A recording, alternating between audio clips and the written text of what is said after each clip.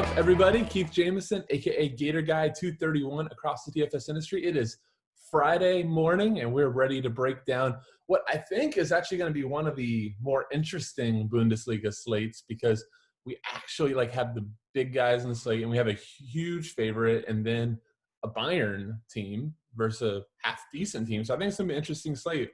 Here with Lee Snyder. How's it going, my friend? I'm doing well. I'm looking forward to a slate with some teams that people outside of diehard, Bundesliga fans will recognize. And we've got some matches with some higher totals, so it's a nice change of pace. Yeah, I mean, the only change or not change of pace is that DK still somehow sees Joshua Kimmich as a defender. And then, one day I want to be in the room of DK pricing, which is probably just a computer. It's not an actual guy. And just figure out, what qualifies as a defender and then why every defender cannot be priced for their production. I think at this point, I mean, there's got to be somebody checking it, the work the computer does, right? And I think they're seeing all of the outrage from people like us, and they're like, let's just leave them there. The problem is there's not enough outrage. It's like 7 of us. They're like, it's the same 7 of us that are like, why don't we have Portuguese Premier League? I was reading that chart. It's cool. Or, who is it? Trippin that wanted soccer achievements. So it's like, we're over here screaming about little weird things. Or who cares about these guys? Yeah, I know. Well, hey, are we going to get a 7-game Danish Super League slate on Sunday? That's what I'm asking for. I think it's crazy to me that they pumped it all out, all this time out to get the Danish league, and then a much better league shows up on Thursday with some big worldwide teams, and they're like, nah, we're done. But we're gonna do a 3:30 Korea showdown tomorrow.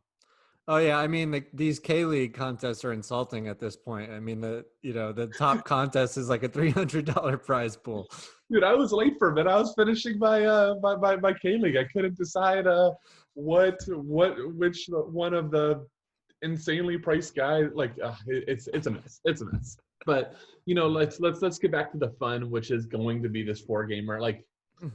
I think that the roster construction really is going to be interesting.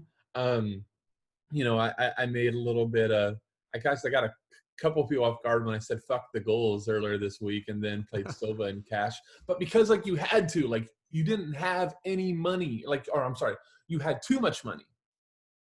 So yeah, I mean, when we saw those lineups come out, no Bittencourt, no Rashica, yeah, that changed everything. All of a sudden you could do basically whatever you wanted. So yeah, and I talked about a little bit on my preview, but everything is contextual. If you had a Bittencourt or a Rashica, you would have played them over Silva, but you didn't. So everything changes. Anyhow, I'm not going to worry about that. We're just going to jump into this and have some fun talking about this slate. So the big favorite, and really what's going to decide this slate, is going to be Leipzig, minus 769 at home. Bayern is the second biggest favorite, is minus 212. And I honestly, I want to get your opinion on that. I think they might be the GPP team, because that's still getting really close to a 4 total, and they're a minus 212 favorite, with everybody jumping onto Leipzig getting close to minus 800. Don't you think that that's just all those Bayern pieces other than Kimmich are going to come under own? Yeah, I think so. And Bayern is they just always seem to play these games where, they end up, even against a good team, they end up winning 3-1 or 4-2. So you get a lot of production for GPPs, and especially a guy like Muller, just sitting there as the 4th highest priced forward, or maybe he's 3rd, but yeah, I think you could definitely get some lower ownership on them, which is kind of weird to say. Yeah, or Gnabry, who can't find the goal lately, but play this 2 weeks ago, and he's probably everybody's how do I fit him? And everybody's like, oh, you're not playing him. Yeah, well, I'll never forget about him, because he absolutely murdered Spurs in the Champions League. I still remember my hardest thing, at least I got a lot of him, was I was still debating him or Coman, because I think at that time Coman filled a forward slot, and Gnabry didn't. So It's crazy to see how different that is, and then obviously his domination with the national team. I just on that point though, like I was thinking that this like totally feels like the slate that like Lewandowski scores like 2 or 3, and you see people that go, well, if I knew Lewandowski was only going to be 21% owned in GPP, I would have had a lot more. Like I feel like it's that type of slate. Oh, that would be great if that's the case then. I won't have him though. I'm too much of a sucker for minus 800. My GPPs maybe outside of like one are going to just be like, how do I interchange Leipzig, which I feel like is what everybody's going to do. Yeah, there's going to be a lot of ownership there, so Mm-hmm. you have to think about that. Yep. Then the other part, Frankfurt, really got the short end of the scheduling stick, so to speak. They're minus 103 at home, and they have the DFS god that is Philippe Kostic.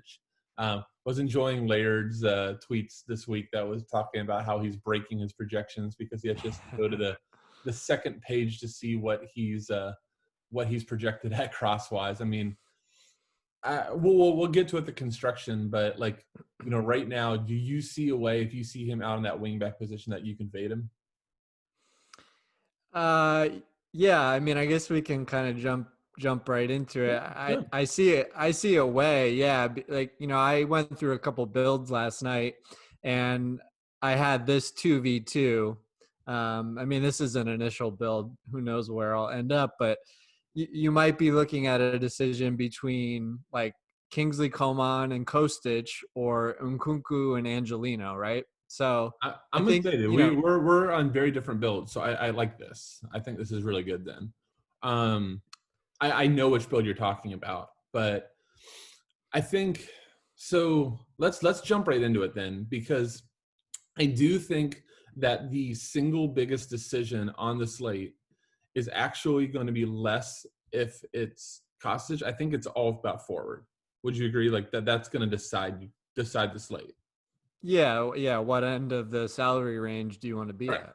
So let's just talk about it right now. So I think let's just assume that this is a bubble, and let's assume that Leipzig, because there's a chance that Leipzig throws like a wrench in this, and like a Lookman or a Forsberg starts. I don't think that it's like a high likelihood, but there's a chance.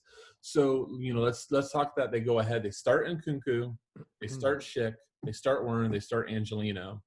Which two forwards are going to be where you're going?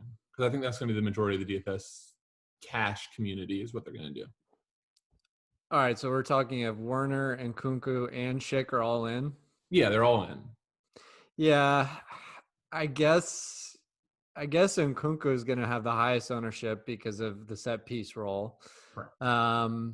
And then I think people probably go to Werner after that because of the scoring odds, and maybe Schick goes the lowest owned, even though, I mean, his salary is attractive, but I think people look at him just as this goal dependent guy.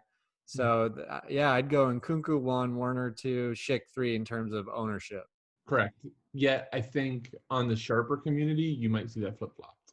So that's going to be my argument, because I think when you play enough builds together, and we're going to talk about some of the other like really good pieces, but I think it immediately becomes that Schick fits a lot of your builds actually, and that the pieces that you can interchange is if you're going to go in Nkunku or Werner. Do you know the builds I'm talking about? I don't think I've played around with it enough to see that now. I'll probably give them enough of it away. But so tell me this though: is Timo Werner, who obviously I think we can safely say, with all respect to Robert Lewandowski, has the highest ceiling on the slate. Like he has 4 goals upside, given his goal scoring, given the total, given the crap opponent. But is that worth $3K versus Patrick Schick, who's playing a similar role and who also loves to shoot? Do you feel that way? Yeah, I think there is a high opportunity cost on the slate with that 3K, just because you have other guys on Werner's own team that have big upside, and then you've got Byron in a good spot, and I mean you still have Frankfurt in a pretty good spot as well. So yeah, if you're playing Werner, you're really giving up a lot. So I think that's the question: is that opportunity cost worth it? I think the funny thing too normally is that you go, okay, if I'm gonna like fade Werner in cash, I'm gonna throw him in GPP, but like from an ownership leverage standpoint, it's kind of the opposite. Like he's going to be so heavily owned that if you're going in GPP and you're going for the top, like you've got to actually figure out some other spots to differentiate, because if not, you're just going to run into like a 55% Werner. And it's, if you just have like some chalk builds, it's just going to be, you're not going to have enough differentiation. Yeah, I agree. If you're playing Werner and GPP, you just need to be thinking, okay, who am I pairing him with that's going to differentiate or put up the highest score. So yeah, the ownership will be high there. So I'm going to sort us out on like the construction. So like Kimmich, we kind of already brought up. I don't even think we really need to like talk about it. Like it's stupid price. He's taking a monopoly of Bayern sets. It's a 3.75 total, minus 200. Like look at his logs. 16.8, 20.4, 18.2, 20.9, 12.5, 19, 14. Like, and he's 6,200 in definitive eligible. I have like no clue what DK is doing, but I mean, he's going to be the highest owned player on the slate. Like that can immediately, if you go Werner, like there can be your differentiator. But I think for an optimal or a cash build, it's the first guy in. Yeah, am I wrong? No, I mean you're basically getting Nkunku's stat line there for 6,300 at a defender position, right? And less of a sub risk. Yeah. Well, yeah, you're definitely getting 90 minutes. Whereas with Nkunku, he played 90 last match, I believe. So I feel like this is the one where he gets pulled early. That's a concern I have. And I mean, I here's the thing, because I put Nkunku on the screen because I think more players than not are going to start off with those two. The primary set guy on the biggest team that also, plays in an attacking role in Kimmich. I think it like Nkunku is actually like one of my favorite leverage plays off. And, sometimes I go weird in cash, and I could totally see myself on Saturday morning going, if Angelino's in, only if Angelino's in. But can I fade Nkunku? And I think there's an argument to be made that you can. Yeah, I mean, if both Nkunku and Angelino are in, I would prioritize Angelino perhaps, because you're getting half of the set pieces still, getting open play crossing, and you're probably have a better chance of getting 90 minutes out of him. And I like that. And maybe this is where we're going to differentiate.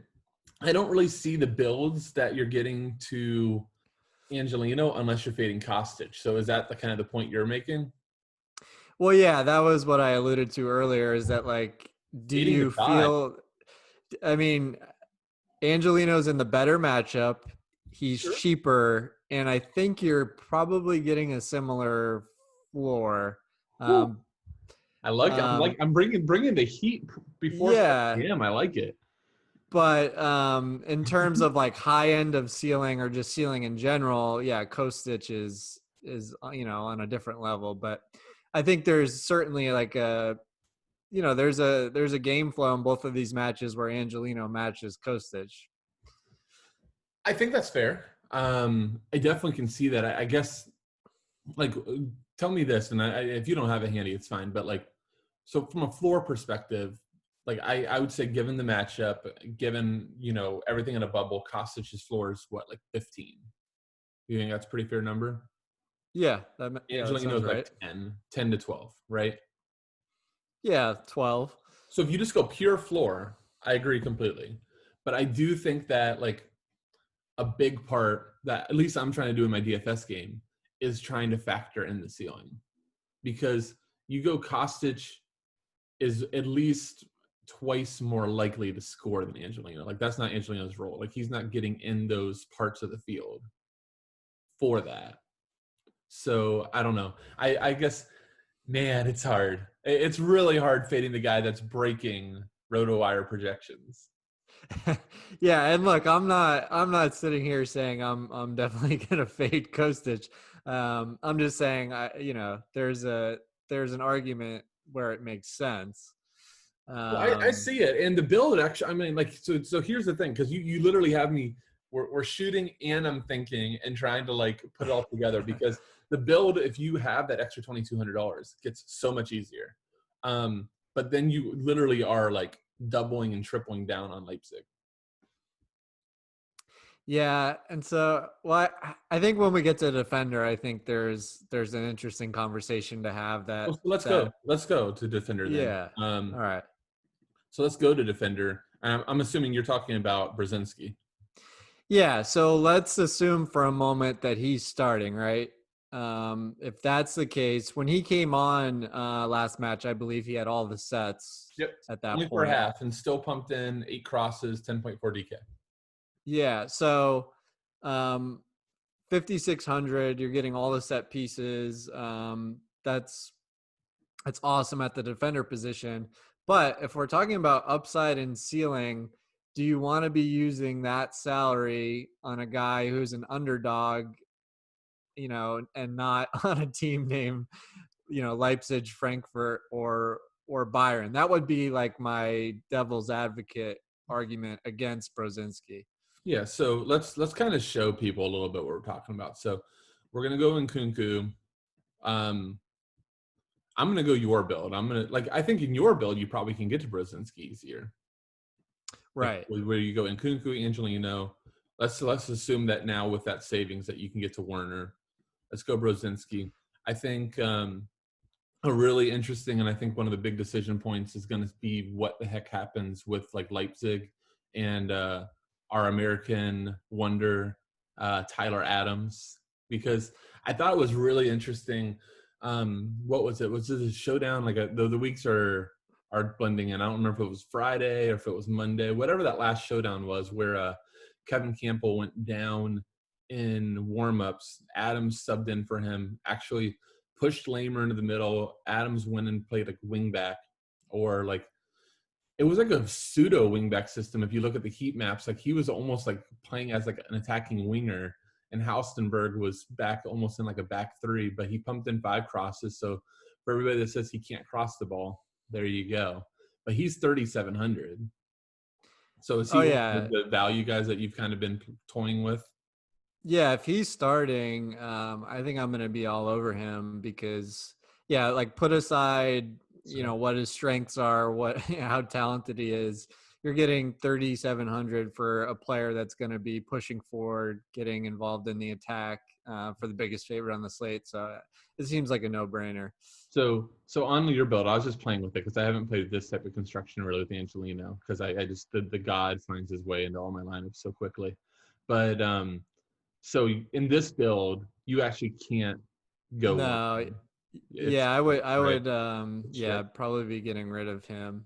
And then the chalk goalie is going to be Herder Adakti, whatever his name is, which means that he is the goalie that's going to get negative. I know Bundesliga. That's what's happening. Then you're in that 4,500 range. Which and look who we're 100 short on. Who was that for? Oh, Rudy. Oh. I joke with that, but like he totally is fine. I get it. See, that's where I think though that too, like this Nkunku play right here is what's really interesting, because I can get Werner in this build, and then I have 3K and whatever. Yeah. I know there's actually like Danny Latza has taken a corner before. There's one time I've seen it. Basilis has been popular the last few slates. Geiger, if he's ever in, like he takes some sets. So there's some plays down here. So that build works. It's just going to be really hard. Werner's really going to decide the slate, man. Like it's crazy to say that there's like a minus 500 something to score. Yeah, his implied percentage to score is like 78%. That's right. Absurd. It's kind of crazy because that's normally got we plug in, but like he's actually going to decide the slate, because I think the case to fade him is so strong, just because of the options that are available, not only on his team but like Kostic. Just like, because here's the thing, Werner can be minus 700 to score. He can score, get like one more shot, sub off because they're up 3-0 because Schick scored, and just to like piss us off, Sabitzer scores. Because nobody's going to play that guy, and he has like a very big ability to break the slate without sets or anything. But those two score, they're up 3-0. Like the fixture congestion has been crazy. Werner subs off, and he has like 15 DK, and then Kostic is still in. They're down 0-2, and Kostic is on his 26th cross. Yeah, I think Kostic, he's certainly the safer option in that sense, because it looks unlikely that he would come off before 90. Except The for they risk, played Wednesday. Except they played 2 days ago. yeah, but he strikes me as one of those guys that just, I mean, look at his log. Does he ever come off early? No, not really. Yeah. Like, well, every team has one of those players where, for whatever reason, the coach will just not take them off, and he seems Maybe to be it's that because guy. he's just chilling on that left wing. He's like, guys, like, I'm not here to track back. I'm here to cross it. You guys know, you know my role on this squad. Yeah. Now let's talk about the risk with Kostic, though. Okay. If Andre Silva scores a goal in the 12th minute, Yeah. and they go up, right, then you're probably not going to get your value out of that 10K. So that's the risk there. I mean, sure, we can say that, but like, I guess I've been doing more and more because I'm like such a conservative player that, sometimes the moment that a guy has a corner, I'm like, oh, like it's just like all of a sudden everything in me is like, okay, I got to play this guy. But like, so, those defensive type of midfielders like Rudy, which I think is okay this like considering his price, but like these 6K defensive midfielders that have most of the sets, like that's the kind of player that I really got to like work on not being so attracted to, and looking more at these guys that do have sets, but their shot floors aren't crazy, like 73 shots in 28 games. So like to me, Kostic is like, you're still getting forward upside with the shot floor, and then you're just adding a crossing floor like nobody in the world has. Yeah, I mean, I guess the thing with him is like his 1 goal game is like a brace for Werner, just based on the way they Exactly. score. And that's or I mean, here's actually the crazier thing too, is he can not even score. Like, let's say like your game flow 100% is how that play goes badly. But let's just say that he doesn't even score. But like, let's say it's a 1-1 type of game most of the way out. He is probably matching a Werner brace with just an assist. Yeah, no, if they're If you get a goal, like that's where you're talking about 30 plus. Yeah. So I just think that's the hardest part. So maybe like the big decision or the reality is it's not only Werner, it's Kostic. Like, so it's both those plays. But I'm just playing around here, and this is kind of where I've been falling on a lot of builds. I don't want to give too much away, but I think these are 5 like popular plays. But if you go Schick over Nkunku, you still have enough salary here to make it work. And so I'm wondering, like, if there's no Brozinski, I think he's the guy that throws a ton of wrenches. But if there is no Brozinski, I wonder if this is the type of build that we see a lot of people kind of moving to. Yeah. Well, I think an interesting thing about this build is by playing both Werner and Schick, you're kind of like giving yourself more equity for those Red Bull goals. So, Yep. if only one of them has a brace, you actually could be okay if the other has a nice floor game. So yeah, like this is the one where you get the goal notification and you go ooh, like, and you want to run to it, versus you get the goal notification. Like, I don't know if you have this, and I'm like looking down, I'm like, oh, don't be Schick. Like, if I faded him, right? Like, I hate that feeling. yeah, and this is going to be one of those slates where, yeah, if you don't have enough Red Bull and your phone starts buzzing with goal notifications, yeah, you're just not going to want to look. So this is the build, though, that the Red Bull goal notification comes up, and goal 1 is Sabitzer, and you go, okay, I got time. 5 minutes later, goal 2 notification comes up, and it's Nkunku. And then the third one comes up, and it's Angelino, right? Yeah. And then your guys sub off, and you're just like, well, that escalated quickly. Where's Showdown? But I just think it's interesting. Like, I think that, like the 2 of the 3 Red Bull places at forward is going to be the chalk. It's Kostic versus Angelino is the next decision. And then from there, it's like Brzezinski if he's in. Like, are you going to go that build where you maybe lose a stud but you get more balance? Am I missing anything, or are those kind of the slate decisions? Yeah, I agree. So let's go back to Brzezinski for a Yeah, second. go for it. If he's in, but then we get one of those random center backs who's playing out wide for, less than 3K. Do you go there or do you go Brzezinski? Because I think if you drop down to that value play, then you could spend it, up on a guy from whether it's Red Bull or Bayern and get more goal equity. Yeah, I mean, honestly, I think on this slate, I'm going to be goal equity. As much as like I want to say just screw all the goals, I think that you when you have such big favorites, and like Schick and Werner aren't like normal strikers, they both just have an irrational like willingness to shoot too. Like Schick's goal last game, if you watched it, was outside the box. It was a shot that like, you know, most strikers don't even take because it's just like the equity in it. Like the goalie should just catch it and they should be giving up possession. It's not even one that he has to parry a lot of the times. And the guy just throws it in. Like I played him in cash, so I was like freaking out when they were talking about it being an own goal. I'm like, how is it an own goal when he shoots it? But like I guess my point when I say that is there is a floor on a Schick and a Werner versus like the poacher guys. The poacher strikers are the ones that we want to watch out for. That, you know, Chicharito, like that's the guy that like the poster boy for you probably don't want to play that guy in cash. Yeah, and well, I mean, I think I've discussed this before, but if you are just looking at the floors of Nkunku and Warner over the course of the season, I think Warner actually might have a higher floor average. Yeah, I mean So that's a layered specialty right there. But I mean, especially because Nkunku for the longest time wasn't playing a lot of 90s and was on a split. Like if you at the beginning of the season, Sabitzer was taking a lot of the corners too for them. So I think it's probably increased. Like if you probably look at his recent 10, it might be a lot closer. But I don't know. Like I just sit there and go, is 9,800 for a split set, is that actually like a trap? Because assuming Angelino's in, it's a split.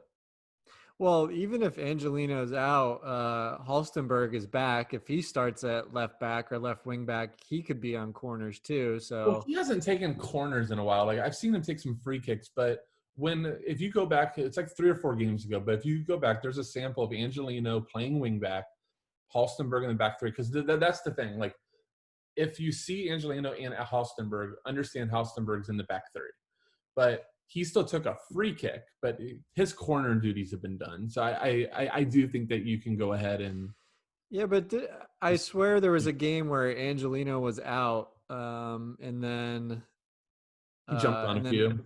Halstenberg jumped on a few because he was playing in a more advanced position. It could have been. I don't have that log handy, but I'm pretty sure that game in Kunku still was taking most of the both sides. I'll update it on my sheet on the site, and I'll probably tweet at it later today. I'll see if I can find the samples. But yeah, I get it. But if you play Halstenberg, anybody, take my head-to-heads, please. I just think that. Well, no, I was just raising the point that I don't think there's any situation where Nkunku has 100% of sets, regardless of lineup. Well, and I think that's a good point, and that's really where it becomes, because at 9,800, like I don't think it's a free square. I just really don't. I personally don't feel like it's a free square. And let's just pull up his logs. I mean, he's been great since we got back, but can I make up 11.3 DK somewhere else? Absolutely. So yeah, that's not going to cut it on this slate if that's what you get. Can I make up 48?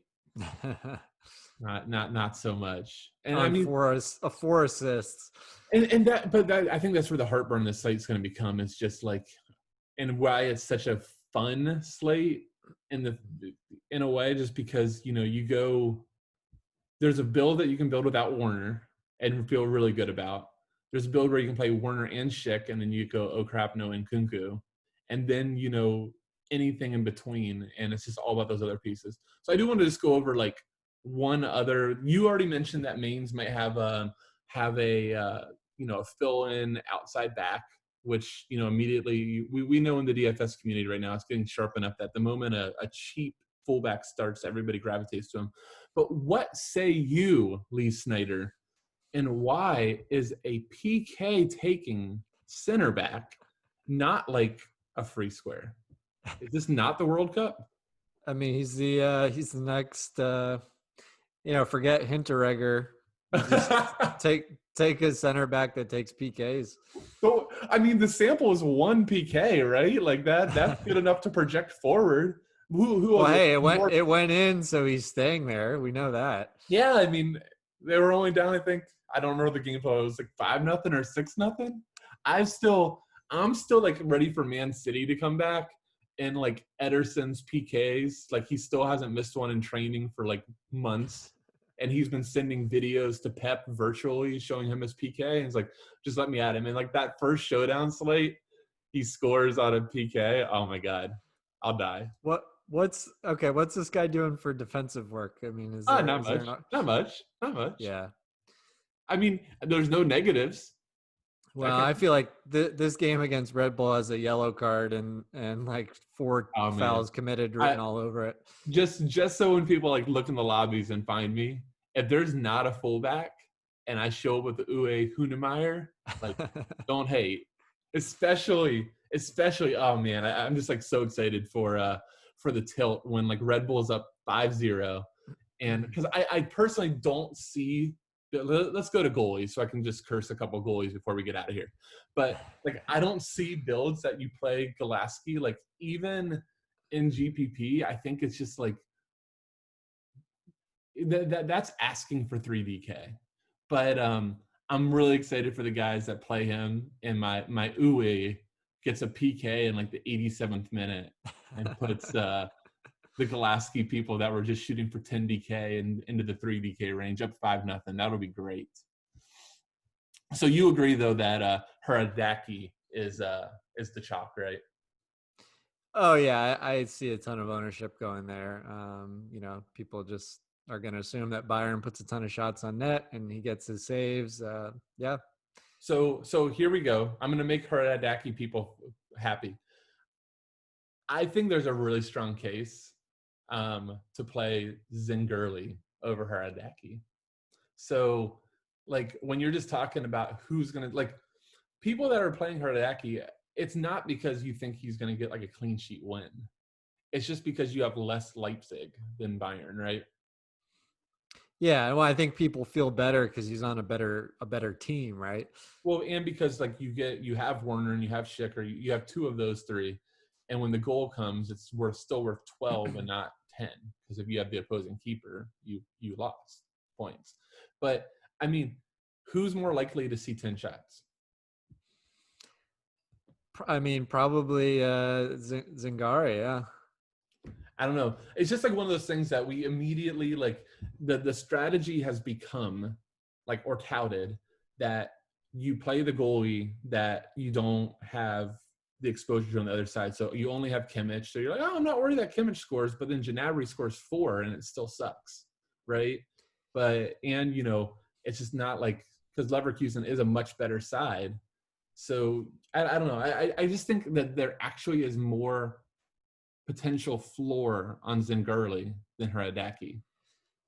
Yeah, I agree because, I mean, if you just think about the game flow, like Leverkusen can play, they're a solid team, right? So I think you're going to see like Bayern might have less total shots, but they'll probably be more clinical. Whereas, Paderborn's probably just going to pack it in here and just let Red Bull fire shots from outside the box, and those will be easier saves hypothetically. So that's like literally my exact thinking. So everybody that has Haradaki and their holders should just get really excited because I am on like a streak of like 5 straight not getting negatives after 4 straight of getting negatives. So I'm on a great run of like some 0s and 2s at keeper, but I don't know. I've like I plugged Hradecki into my first holder, and I actually saw that if I did Zingurli, I actually get a couple of like better punts in like the utility range. So I don't know. I think it's interesting. I think it's worth noting. All right. So before we get out of here, I want to do we'll do a couple like just quick fire to you. So who is your guaranteed goal on this slate? I mean, how obvious are we going here? I don't care. Go for it. How about this? How about the guaranteed goal not named Timo Werner? Guaranteed goal not named Timo Werner. I'm gonna go with let's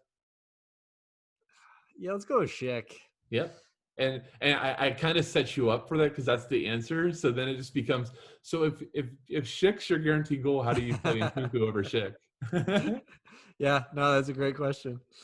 That's why I did that. But all jokes aside, I do want to do this. Like, who do you think at midfield, or this is what I'll leave on, more 4 points, Kostic or Angelino, points per dollar? Point per dollar. Point per dollar. Angelino. I think it's fair. And I asked that question because you've now argued enough to me that now I'm going to have to sit on that for a long time, because I immediately dismissed Angelino because of the price and the construction he puts you on. But if you just go point per dollar and you go, that whole, like, I want Red Bull exposure, I think it makes a ton of sense. Yeah. I mean, this is just a really tough slate to build for. Yep. And all this being said, we were knowing the way Bundesliga and just soccer in general goes, it's going to be 8:30, and we immediately get, like a Koundé from Mainz, or, like watch there be like no Kostic out of rotation, or just something like that throws everything into a wrench. And all this time that we just spent this morning, and all the time you spent building holders, all gets thrown out the window. Yeah, this just a word of advice to everyone who plays this slate. It's like, don't get caught up after the first goal or two. Oh, I can't believe I faded that guy. I should have played this guy. There's going to be plenty of goals. They're going to happen in the second half, so just sit tight. Yeah, and when Lewandowski scores like 5 goals in 13 minutes, don't tilt your face off. It's going to be something, man. I'm really looking forward to it. I think it's a great GPP slate too. So once again, Lee, I really appreciate the time. Hope you do well tomorrow. Any last final words? Actually, promote your YouTube and your Twitter channel real quick. Yeah, check me out at DFS Advisors, the channel covering soccer, almost every slate, and in League of Legends too, if you're into that. Grinding the esports arena. And then obviously find me at Gator Guy 231. All my stuff is on the FSI YouTube channel as well. Guys, have a great day. Good luck Saturday. Take care.